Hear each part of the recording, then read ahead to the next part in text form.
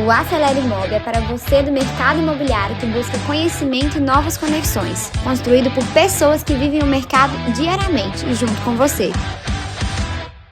Vamos acelerar o mercado imobiliário? Olá pessoal, tudo bem? Bem-vindo a mais novo episódio do Acelere Mob. Esse movimento que veio para poder acelerar o mercado imobiliário e criar conexões. Estamos aqui hoje com a Larissa Catalã da Megali Hub, com nossa convidada. Olá pessoal, tudo bem? E também com o nosso convidado muito especial, o Mauro, da São Luís Imóveis. Olá pessoal, prazer estar aqui com vocês, né? Muito obrigado pelo convite, né? Vai ser uma honra a gente trocar essa mesa aqui sobre assuntos do mercado imobiliário. Só que antes da gente continuar, eu queria presentear vocês com uma lembrança da São Luís Imóveis. Bacana! Olha, isso que é cuidar realmente da cultura, né? Aí, convidados, aprendam aí, ó. Sempre bom ganhar uma lembrancinha, né, Larissa? É. Então, nós temos uma taça. Que legal. Energético, personalizado. Faz parte do brand da empresa. Caixa de bombom. Muito legal, né? Tudo personalizado, né, Mauro? Tudo personalizado. Que bacana. Bacana demais, obrigada. Eu que agradeço pelo convite aí. E não é o tema do nosso episódio. O nosso episódio hoje é sobre falar sobre cultura, sobre propósito. Mas também a gente está preparando um episódio sobre experiência do cliente. E isso faz toda a diferença, né, Mauro? Faz muita diferença.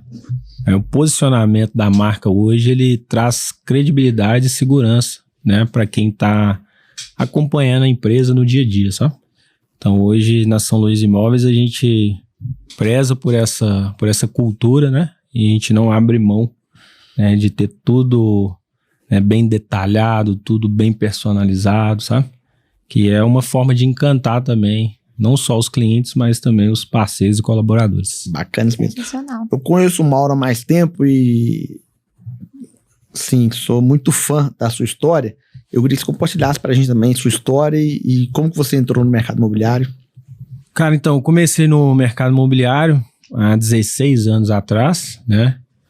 A qual eu tive a oportunidade de começar a minha jornada como captador de imóveis, né? E ali foi um aprendizado, né? Minha primeira empresa que eu trabalhei, né? Eu sou muito grato, né, por ter tido essas portas abertas, né? E aí foi onde eu encantei com o mercado imobiliário, que é um mercado que ele te dá uma certa liberdade, mas ao mesmo tempo uma disciplina, né? E te dá possibilidades de ganhos, assim, que até hoje eu não vi nenhum mercado oferecendo, sabe? Verdade. Então, minha jornada começou, né, nessa empresa. Depois eu me tornei sócio, né, de outra empresa do segmento imobiliário também, a qual eu pertenci ali 9 anos, né? Fiz uma história bem gratificante, né? Consegui também trazer um posicionamento para a empresa, né? Um crescimento bem legal. E vendi, né, minha parte, né, dessa outra empresa. E comecei a São Luís Imóveis há 4 anos atrás, né? Então, minha história resumida do mercado imobiliário, eu passei por essas 2 empresas até chegar nesse projeto da São Luís. Bacana. E, né, muito se fala sobre a importância do propósito dentro das empresas. Na visão de vocês, qual a importância do propósito bem definido dentro da empresa? Vou começar com a Larissa. Larissa, qual que é a importância com essa de um pedrada. propósito muito bem definido? Já Com essa segura pedrada aí, sobre propósito. Eu vejo que o propósito, ele conecta as pessoas, né? E hoje, num mundo tão competitivo, com tantas empresas, e principalmente no mercado imobiliário, que toda hora nasce uma nova imobiliária, corretor abre uma imobiliária, é só o propósito realmente que consegue fazer você permanecer. Então, eu acho que mais do que só palavras bonitas, né? Porque o propósito tem muito disso, de às vezes ser um quadro na parede, isso é um problema muito grande. Mas ele é importante para ele ser um reflexo do que você acredita e que você vive e atrair pessoas também que vivem esse mesmo propósito, sabe? Eu vejo que esse ele é um norte assim mesmo, mas que se ele for feito da boca pra fora, só em palavras bonitas, só um quadro, que é o que a maioria faz, ele não adianta de nada. Mas se ele realmente for vivido aquele propósito, aí sim você vai conectar com as pessoas da sua empresa e você vai construir algo até maior mesmo, né? Porque a ideia do propósito, ele também não é só ficar ali, mas é entregar algo pra sociedade, é entregar algo diferente. Essa é a minha visão. Nós estamos passando, Laris, por um processo de mentoria e a gente foi chamado para poder criar uma identidade visual de uma marca, né? E aí o cliente falou, não, só quero criar marca. E a gente falou, cara, mas para criar marca a gente precisa saber qual que é o propósito, qual que é os valores, onde você quer chegar. Construção, né? Então, querendo ou não, o propósito que o Laris falou, ele é o norte de todas as outras decisões que você vai tomar. Porque é o que as pessoas vão enxergar de fora ao ver ou falar da sua empresa, né? Conta pra gente aí, Mauro, como que você vê isso aí e como que você faz lá na sua imobiliária para esse propósito estar vivo, que é o mais importante, né? Cara, então, trazendo a concordância aqui da Larissa, eu também acredito que é necessário que tenha algo além de só falar, né? Eu falo que quando eu iniciei esse projeto da São Luís, o propósito, antes de existir, era gerar experiência para os nossos colaboradores e para os nossos clientes. Porque, na minha percepção de empreendedor, o maior patrimônio que a empresa tem é pessoas. Porque sem pessoas as coisas não vão andar. Então, esse era um propósito já bem enraizado, né, no meu coração, e é algo que com o tempo as pessoas que foram chegando foram sentindo que era real, né? É o que a Larissa falou, não é só sobre o Mauro, não é só sobre os sócios, né? É sobre gerar experiência, mudar a vida das pessoas que estão ali. Então, para mim é muito gratificante ter essas experiências, né? Pegar uma pessoa às vezes desacreditada, né, mostrar para ela o propósito que a empresa tem, mudar a vida dele, gerar experiência e que ele aprenda aquilo e transborde também para fora, né, no seu ciclo familiar, no seu ciclo pessoal.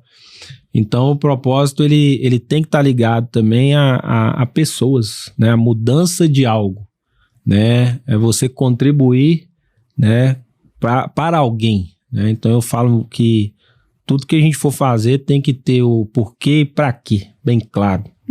Né? Porque se você não tiver isso bem definido, é só mais um. Né? E esse mais um tem grande chance de parar no meio do caminho e dar errado. Verdade. E eu vou complementar, porque o propósito também ele precisa estar alinhado com um plano de ação. Isso. Ele precisa ter ação também envolvida, né? E não só inspirar, mas também ter um plano de ação. Eu vou citar o da Megali, mas não é de jabá, não, que é se você cresce, nós crescemos. Mas se ele for só solto assim, ele não serve de nada. Agora, o que significa, né? Se você cresce, nós crescemos. Significa do crescimento interno da empresa. Então, de quanto que a gente quer contribuir para o crescimento das pessoas. Então, realmente ter um plano ali de carreira. Igual a gente sempre fala, né, Mauro? A gente quer que cada vez mais a gente tenha sócios, a gente tenha gestores, cada vez mais aquela pessoa que começou estagiário, igual eu fui da Megali, se torne sócio e cresça cada dia mais.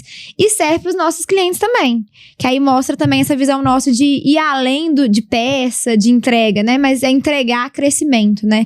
Então, só quis reforçar isso, porque muita gente fica assim, mas aí eu fiz meu propósito e agora? Ele tem que ser um plano de ação, sabe? Ele tem que ter uma ação envolvida junto, porque senão ele acaba realmente virando um quadro na parede, distante, e que não tá ali dentro do dia a dia, né? Exatamente. E hoje, só complementando, a gente vê que muitas pessoas que iniciam, né, um empreendimento ali, começa a empreender no mercado imobiliário, acaba que essas pessoas param no meio do caminho, porque não tem clareza, né, daquilo que está iniciando. Não tem o porquê, né, o porquê, para quem que eu tô fazendo isso, né? Então, eu acho que o que me dá o gás de permanecer é o propósito. Eu falo que muitas vezes não é o dinheiro, porque tem corretores, gerentes, previsores que ganham muito mais do que eu. E esse é o propósito. Mas aí eu mostro para eles que não é pelo dinheiro, é pelo propósito. O dinheiro, né, é consequência, né? Exatamente. Propósito. É isso. Então, conectando essa pergunta aqui, sobre cultura, que também está muito ligado com o propósito. porque é muito difícil no dia a dia, com os problemas que a gente tem, né, querendo não ter os atritos do dia a dia, como que você faz lá na São Luís Móveis, Mauro, para poder manter essa cultura viva e tá sempre lembrando os seus colaboradores do porquê que eles estão ali? Então, a cultura, eu gosto de muito trabalhar com combinado, né? Então, se nós temos a cultura que é gerar experiência para os colaboradores e gerar experiência para os clientes, quando eu vejo que está fugindo disso, eu trago o colaborador e o parceiro para essa consciência. O que foi combinado? Né? Qual que é o propósito da empresa? Né? Então é muito feedback, muita conversa, né? Esse trabalho mais próximo, né? Mais humanizado ali, né? Trazendo essa consciência, né? Para o time, né? Mostrando a importância também. Porque se você não mostra para ele, se ele não entende, né, a sua cultura, ele não vai praticar. Né? E além de entender, ele tem que ter uma concordância daquilo. Faz sentido para você isso? Né? Ele tem que se sentir, né, pertencente daquilo, né, daquela criação, sabe? E o diferencial para manter é o combinado, né? Então, quando se cria uma cultura, né, eu sempre tenho esse processo de trazer o time. Ó, nós estamos criando isso aqui, esse é o propósito, né? Tá claro para você tem concordância disso? Porque eu falo, é muito engraçado essa questão da cultura, eu falo, gente, aqui eu não mando ninguém embora. A própria pessoa vai se demitir, porque se ela não conectar com a cultura, ela vai ver que o lugar não é para ela, tá tudo certo. É, verdade. Né? Então, quando a pessoa vem, nossa cultura da empresa, ela é legal, bate com meus valores, com meus princípios, com aquilo que eu acredito, a jornada fica mais leve de você manter, né? Mas é muita conversa, é muita conversa. Ô Larissa, e eu gosto de falar que tem duas culturas, né? A cultura que está divulgada para os colaboradores, que está divulgada, que está, né, na propósito, missão e valores, e também tem a cultura do corredor, que na verdade, no final das contas, a cultura do corredor é que prevalece. Como que a empresa pode fazer a gestão, através até do próprio marketing, para poder fazer que essa cultura não se perca no meio do processo? A gente tem uma parte do marketing que chama endomarketing, que é justamente o marketing interno, né? Ou seja, para cuidar ali dessas ações, desses colaboradores, para garantir que essa cultura fique viva.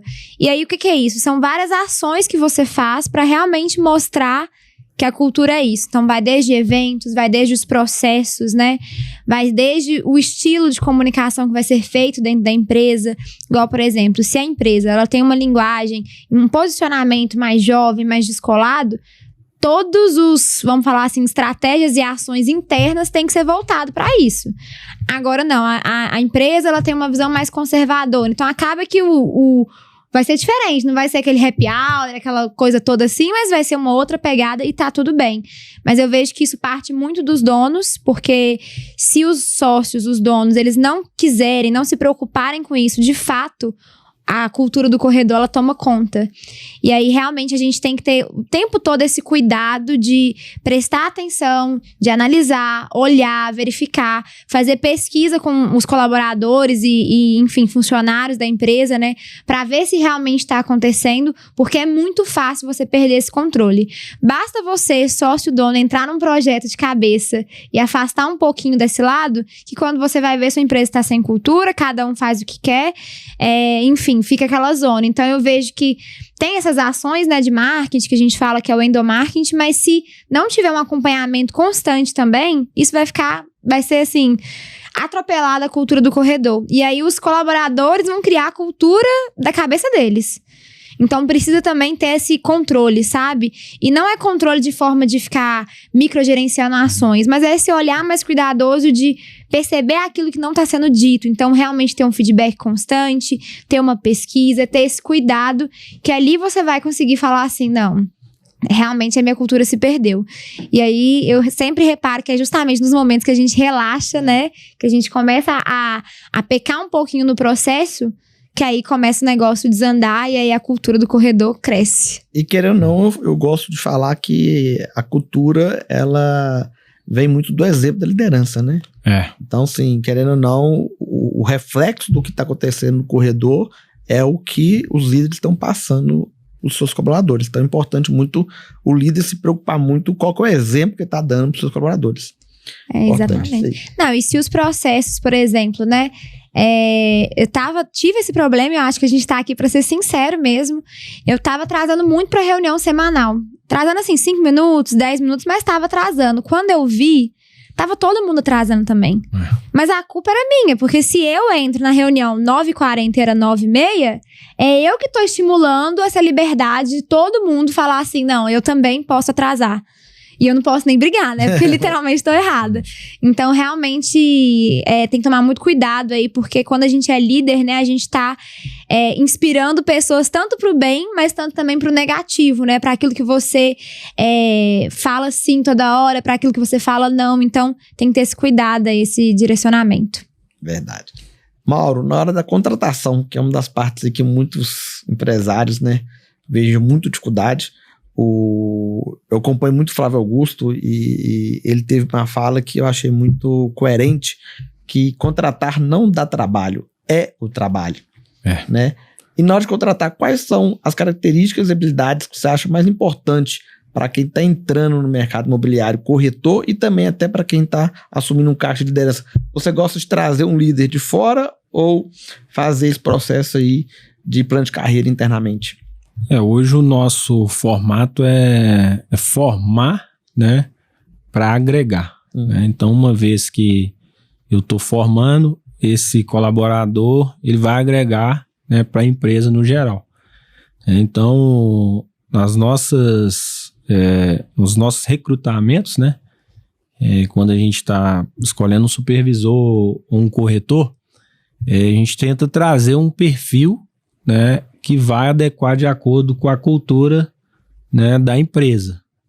Então, a gente preza ali por alguns princípios, né? A gente não tem divergência em relação à religião, à escolha, né? Mas são alguns princípios de respeito, de comunhão, né?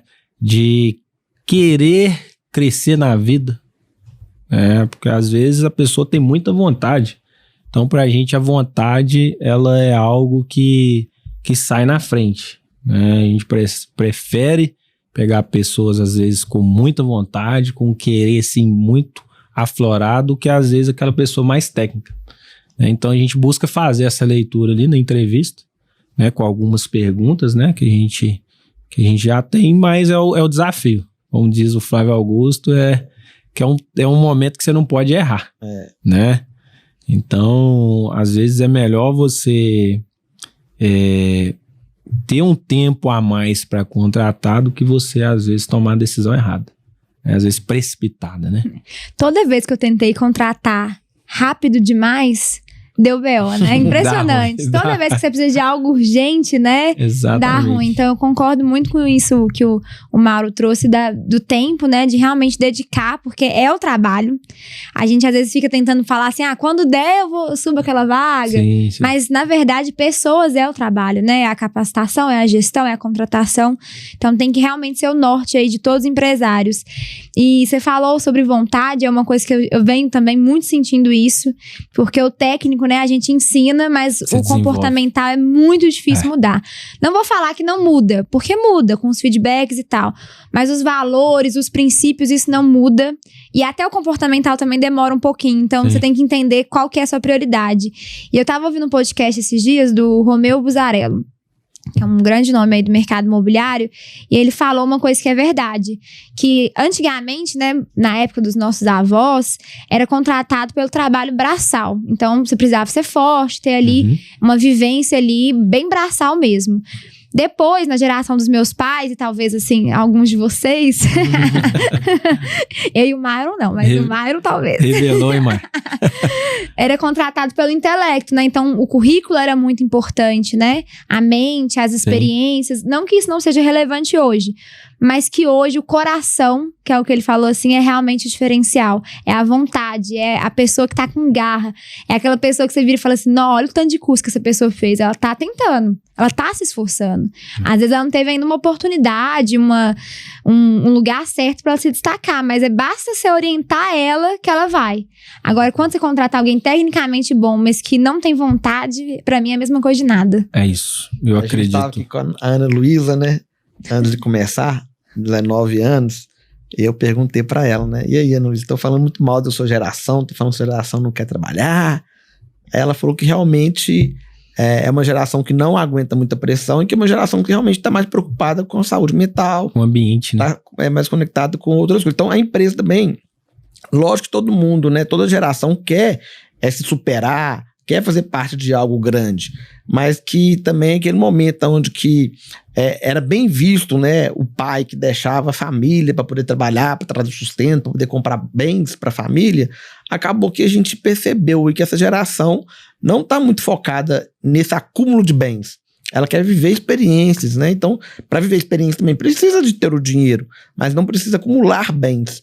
Então, sim, é uma geração que a gente está falando que do mesmo, voltando para o propósito, né? É uma geração que ela quer entender se aquele projeto que ela está entrando está conectado com os objetivos de vida dela, com o propósito, com os valores que ela acredita que para ela fazer parte, pertencimento daquilo. Então, sim, eu acho que não adianta os empresários que estão aí acima, né, dos 50 anos, igual eu com 40 anos, querer que mudar essa geração. Ela não vai mudar. Agora, se você precisar dessa força de trabalho, você precisa entender como que perfil, né? O perfil dela, igual a Larissa falou, você precisa entender o perfil dos seus colaboradores para você criar estratégias para poder criar uma cultura forte para aquele perfil, né? Sim. Se você vai trabalhar com pessoas que são mais conservadoras, então você vai trabalhar com estratégia para pessoas mais conservadoras. Se você precisa de pessoas mais jovens, mais descoladas, né? Com mais diversidade. Mais energia ali, né? Você precisa, então, criar estratégia para esse público, né? E quando o Flávio Augusto fala contratar não dá trabalho, o trabalho, é porque uma empresa, ela vive de pessoas. Se uma empresa não tem pessoas certas, ela não vai conseguir escalar, não vai conseguir chegar a muito lugar. Então, o trabalho do líder é contratar pessoas que vão conseguir executar aquele plano de ação, porque nada adianta a gente ter um planejamento de marketing, ter um planejamento de vendas, né, Mauro? Sim. Se não tiver execução, se não tiver o corretor para poder fazer o pirata, se não tiver o corretor para estar no plantão de vendas, se não tiver equipe de pré-vendas para fazer prospecção, fazer o primeiro atendimento. Então, a gente precisa de pessoas. Por mais que a tecnologia venha ajudando a gente na automação, são as pessoas que vão executar aí a tarefa de fechar uma venda, né? É a tratativa, né? É a tratativa. Então, a gente precisa muito focar nisso. E a outra dificuldade, vou começar com a Larissa, qual o passo a passo que você acredita que a empresa deve ter como um processo mesmo para criar uma nova liderança? Eu vou falar do passo a passo que foi feito comigo. E, claro, teve seus erros e acertos, mas que funcionou, né? Eu virei sócia, então deu certo. Majoritária, mas foi um processo de formação mesmo. E eu acho que nesse momento de formação é legal você tentar explorar a pessoa no máximo de lugares para ver aonde que ela vai se estabelecer melhor. Claro que aqui eu tô dando a minha visão como pessoa de agência de marketing, né? Então isso para uma imobiliária talvez seja diferente. Mas testar essa pessoa no atendimento, no pré-venda, um pouco como corretor, porque primeiro ela vai ali depois ter uma visão macro, que eu acho que assim é totalmente diferencial dos pessoas de sucesso em geral. Elas têm uma visão macro da coisa boa, sabe? Elas não têm só a vivência dela. Então, eu iria para esse lado dela poder explorar ou entender um pouco da função do outro, mas ir cada vez evoluindo naquilo que ela tem ali uma virtude, né? Mas tudo começa no passo anterior que a gente já vem falando, que é na contratação. Se eu não tivesse os valores alinhados, se não fosse do meu perfil também essa coisa de querer mais, de ser comprometida, poderia replicar isso igual a gente já tentou em algumas vezes e não ia dar certo. Então, na verdade, o maior segredo para mim tá na contratação, de perceber esses comportamentos, mas também nesse auxílio aí de você criar esse processo aí dessa pessoa evoluir e passar por pelo menos algumas áreas ali para ver onde ela vai brilhar ali, sabe? E uma outra coisa que eu acho importante é realmente ter um plano para isso acontecer, sabe? Porque todo bom profissional, ele começa a perceber que ele é um bom profissional E aí, se o sócio ele não tiver um olhar de, bom, eu preciso promover ele, eu preciso trazer ele para liderança, eu preciso trazer ele como sócio, ele vai perder.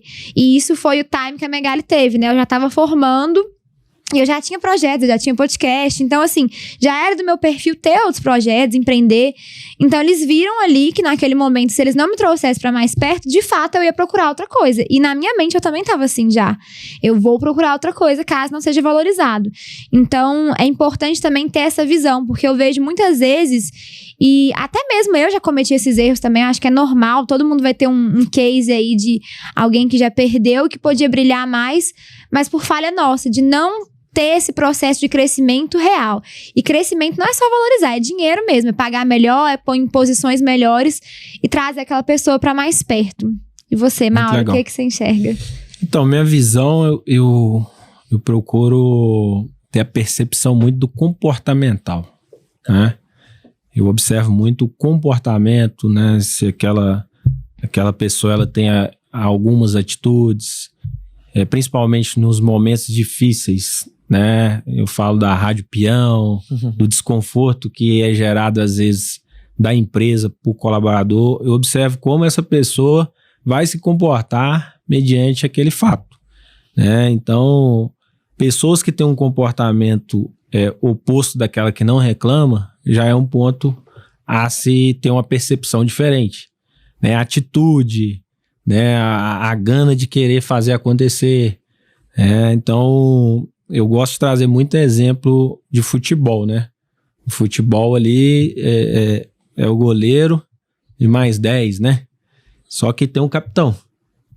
Então, para o treinador escolher esse capitão, ele tem uma percepção diferente dessa pessoa. Essa pessoa ela tem que ter um instinto de liderança, né? Uma comunicação ali dentro de um ambiente diferenciado. Ela precisa ter uma referência. E no mercado imobiliário eu busco ter essa percepção, né, do comportamental do dia a dia. Então, as habilidades a gente vai desenvolver. Porque ninguém nasce empreendedor.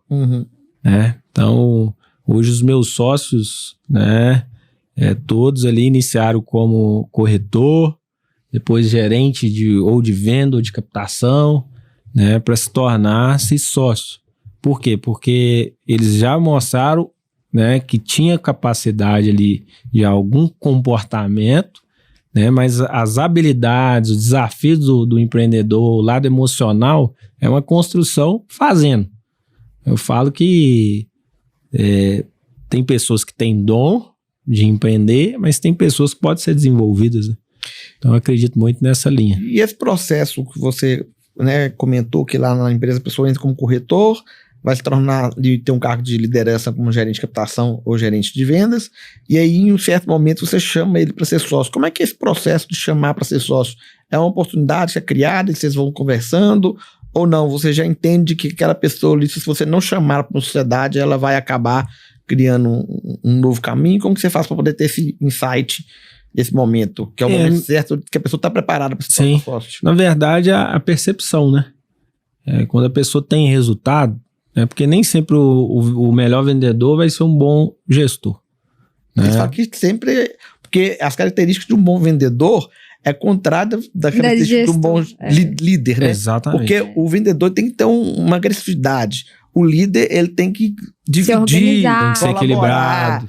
Então, exatamente. É um desafio. Na maioria das vezes, um vendedor de alta performance, ele não se torna um bom líder. Igual você falou anteriormente, às vezes, um vendedor ganha até mais do que o próprio líder, né? Exatamente. Então, primeira coisa tem que estar linkado ao propósito que nós falamos lá no início, né? Então, quando eu tenho essa percepção, né, que aquela pessoa, né, a Lari falou que se ela tá performando, então ela tá querendo algo a mais, é uma pessoa que você tem que trazer para perto, né? Então, é percepção de ambiente mesmo, né?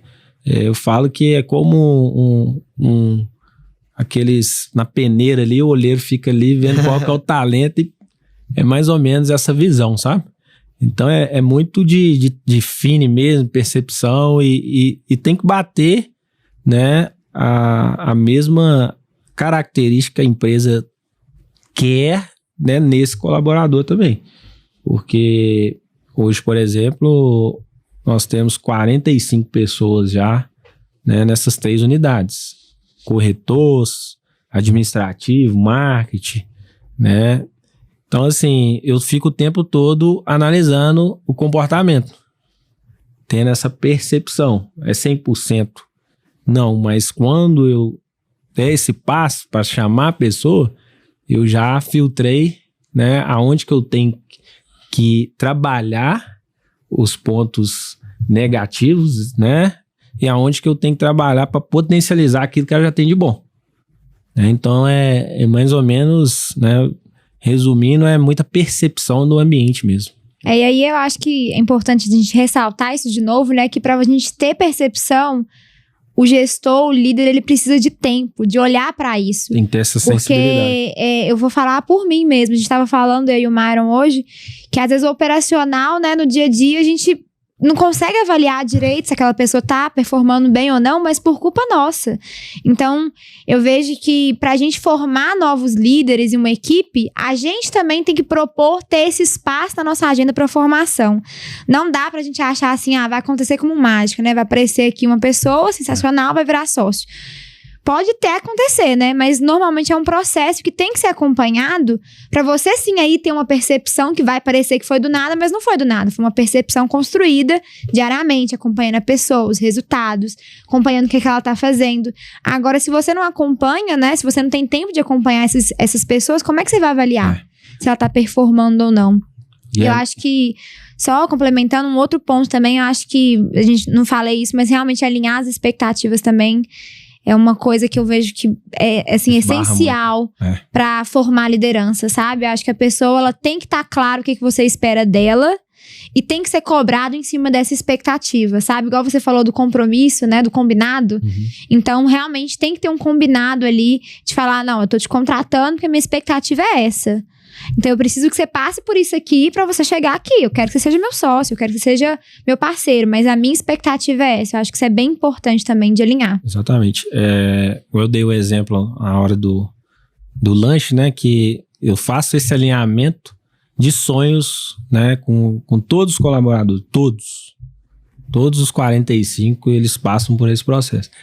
Dali, eu já vou filtrando. Porque às vezes eu tenho uma pessoa com um potencial enorme.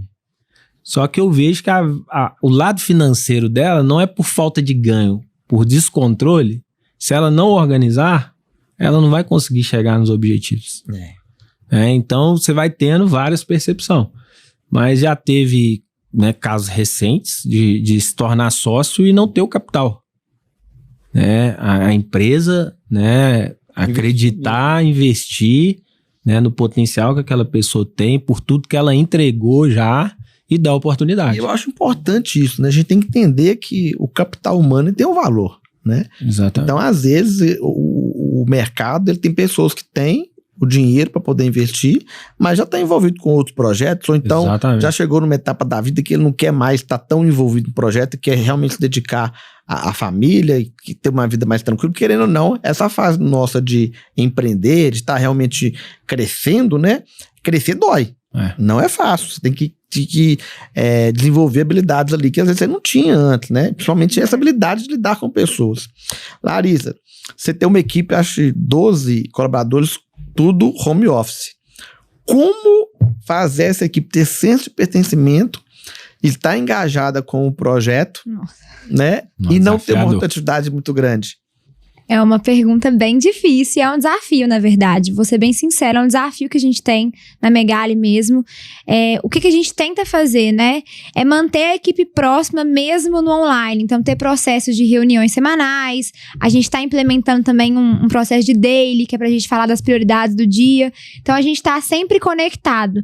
Mas também, eu vejo que o presencial, ele realmente é muito importante. Eu não vou mentir aqui e falar que dá pra viver 100% de home office, não. Então, a gente tem cada vez mais, principalmente em momentos de brainstorm, planejamento, que é legal tá todo mundo junto e reunido, a gente realmente se reunir num coworking, em algum espaço, né? Pra estar pelo menos o máximo de pessoas da equipe naquele ambiente. Então, assim, o desafio, ele existe, não vou mentir, mas também uma coisa pra tranquilizar é que dá pra fazer. Mas primeiro, você tem que acreditar. Se o líder não acredita no home office, esquece. E eu acho que o lado bom de eu ter sido estagiária, de ter vivido um pouco tudo na pele que os meus liderados viveram, é que eu sei o tanto que é exaustivo. E até como líder também, né? Pegar trânsito todo dia, o tanto que você desgasta e o quanto que pro meu trabalho que envolve criatividade, é bom você ter tempo de você poder almoçar com sua família. Não é pra você ficar desfocado, mas pra você ter ali um tempo de qualidade na sua vida mesmo. Então, eu acredito no processo, eu acredito no home office, então pra mim faz sentido, mas eu vejo muito na internet os líderes que não acreditam, que veio desse mercado mais tradicional e aí realmente tentaram adaptar, né, por causa da pandemia e sofreram bastante, porque se a pessoa não acredita, ela sempre vai querer microgerenciar, aí ela vai querer fazer aquelas ações pra poder ficar tentando vigiar, e tem ponto online, ponto digital. Mas isso aí é realmente, cada empresa tem o seu propósito, né? O nosso é crescimento, então é olhar entregas feitas, né? Então não é... E resultados, né? Performance. Então eu não preciso de você estar do meu lado, mas eu preciso que você entregue esse resultado. Isso aqui faz parte do nosso processo. E acho que a outra palavra realmente é criar processos, né? Criar processos que diminuem essa distância física para poder estar cada vez mais conectados. A gente tá implementando também, nas reuniões semanais, a gente sempre ia direto pra pauta, né? Hoje eu tento, pelo menos os primeiros minutos, a gente conversar alguma coisa, um filme, uma série, para também criar essas conexões. E, de novo, o presencial, pra mim, né, tem empresas que funcionam, mas pra mim ele ainda serve muito pra conexão, então a gente ainda tem momentos, né, encontros, igual a gente faz nossa imersão final do ano, com toda a equipe, com happy hour, a gente tá se encontrando cada vez mais, tá praticamente uma vez no mês a gente tá se encontrando presencial, então eu vejo também que é importante ter essa conexão. Paulo, no nosso mercado imobiliário, nós temos a questão que o corretor, né, ele é um profissional autônomo, né, então a gente não pode ter cobrança de horário. E como fazer o corretor se sentir pertencente à sua imobiliária? Eu te acompanhei e vejo como que você está conseguindo montar equipes e realmente conseguindo manter essa equipe aí virando líderes e virando até sócios. E o mais importante, como que manter essa equipe engajada? E você lá trabalha com home office também ou não? Você não abre mão do presencial? Na verdade, pós-pandemia, né, no meio da pandemia ali,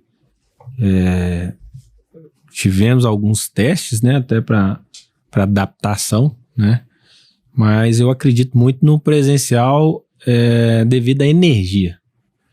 A Larissa tocou no ponto aí que às vezes faz falta essa conexão, né, e hoje a São Luís Imóveis é uma empresa, né, de muita energia, de muita aproximação, né, de pessoas, né, tá próxima, né, de criar essas conexões.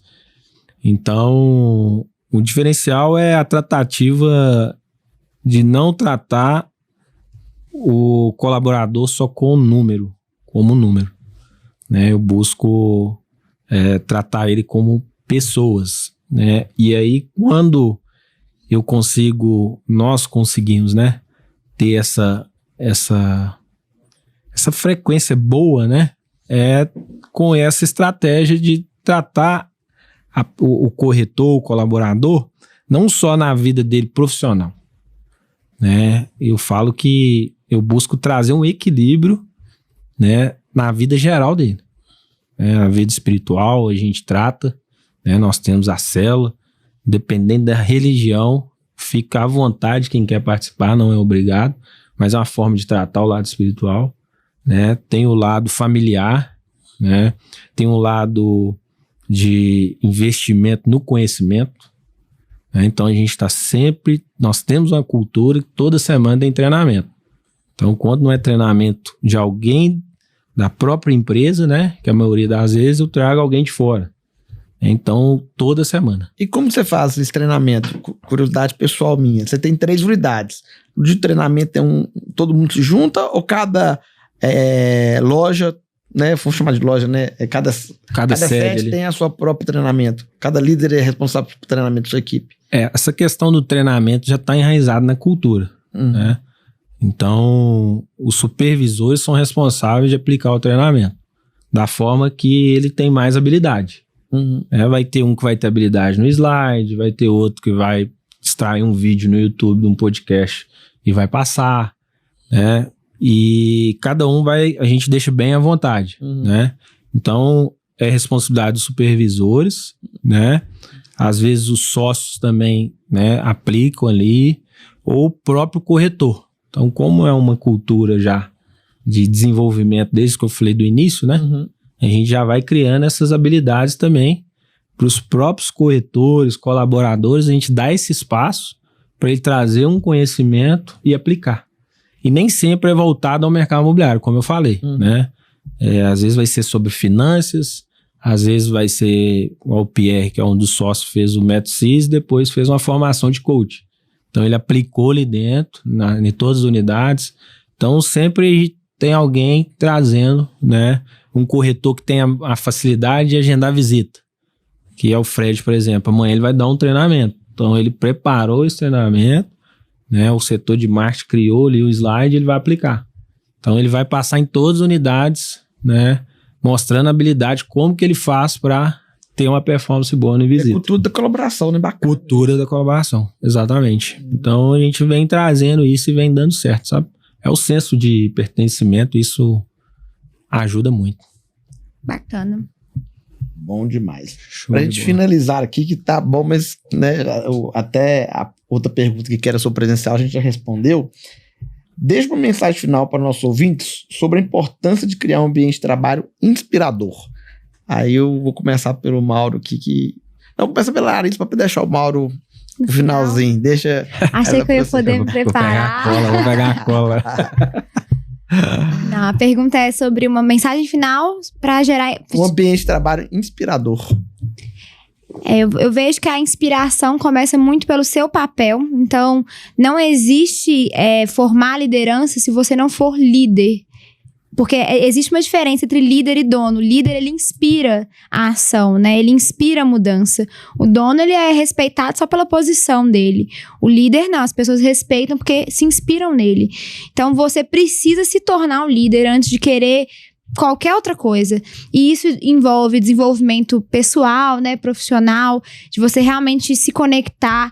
E aí cada um tem a sua filosofia, né, mas às vezes religião, é um processo de terapia, de coaching, mas você se desenvolver como líder mesmo. Não tem como você cobrar liderança nos outros se você mesmo ainda não consegue. Então, acho que esse é o melhor conselho que eu posso dar. Desenvolva a sua liderança diariamente também, porque eu acho que a liderança ali é um movimento, ela não para.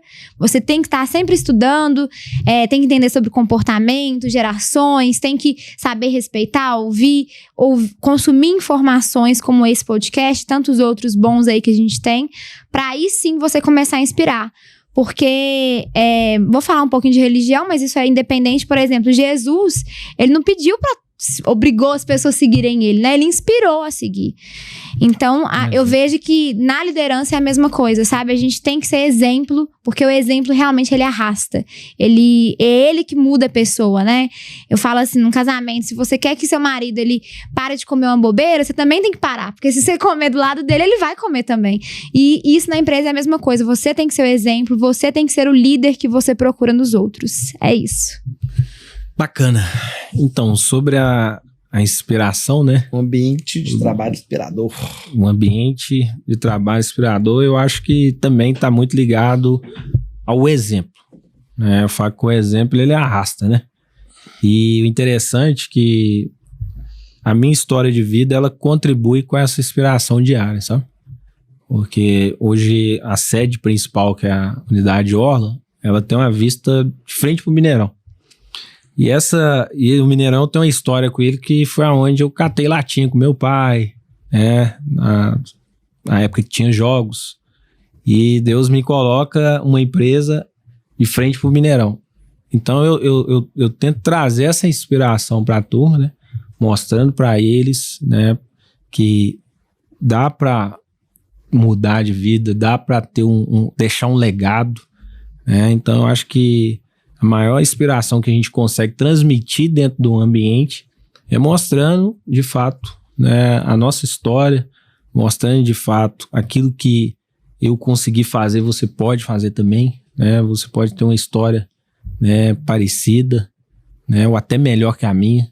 Então, acho que é muito sobre isso. Ela deu um exemplo aí, né, de Jesus. Eu também acredito muito nisso, né, que foi o maior líder que passou nessa terra, né, porque ele liderava como exemplo. E a gente tem que tentar, o máximo, fazer 1% que ele fez, né? Se a gente conseguir fazer 1%, a gente vai conseguir transmitir algo de bom.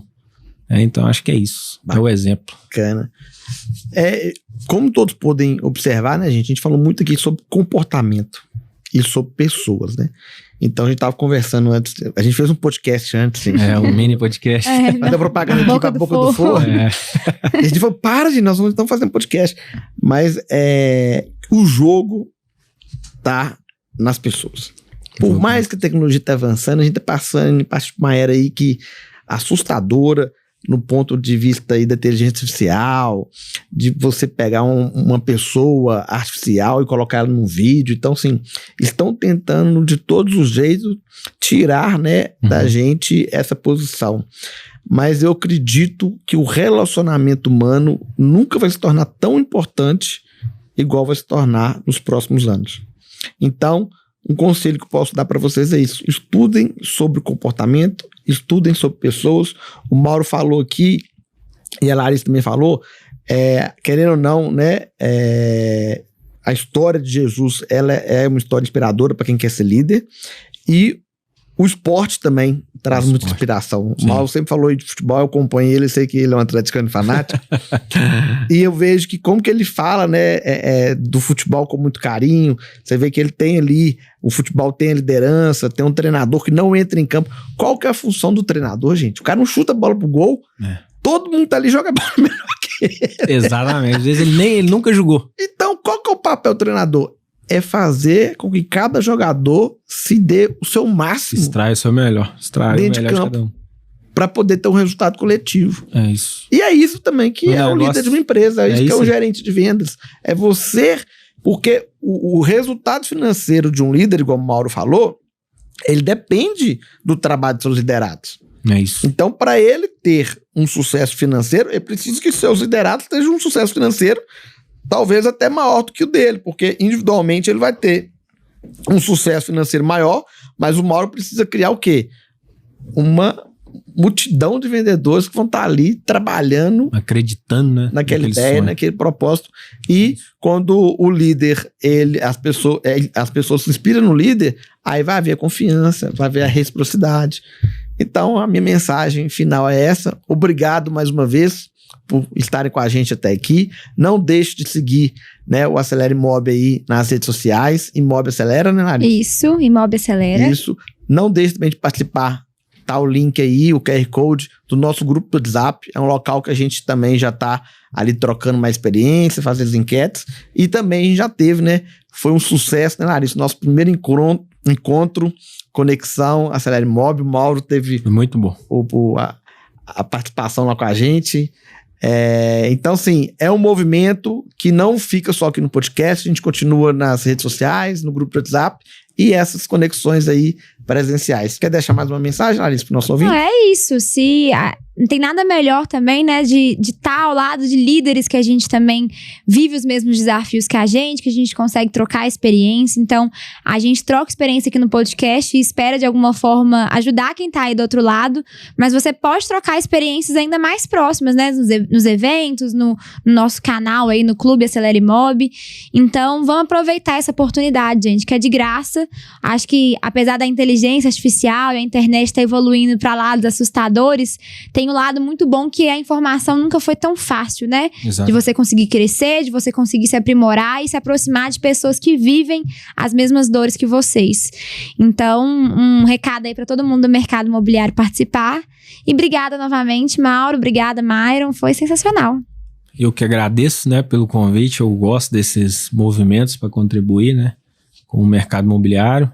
Eu falo que é de muita valia, né? Porque é um insight que alguém pegar aqui muda o destino, né, da empresa ou da pessoa. Certeza. Então, só agradecer e conte comigo aí Para grandes projetos aí que eu respiro o mercado imobiliário 24 horas. Isso aí. É isso aí. Obrigado, Valeu, pessoal. Falou, Adeus. gente. Tchau, tchau. Então, tchau, pessoal.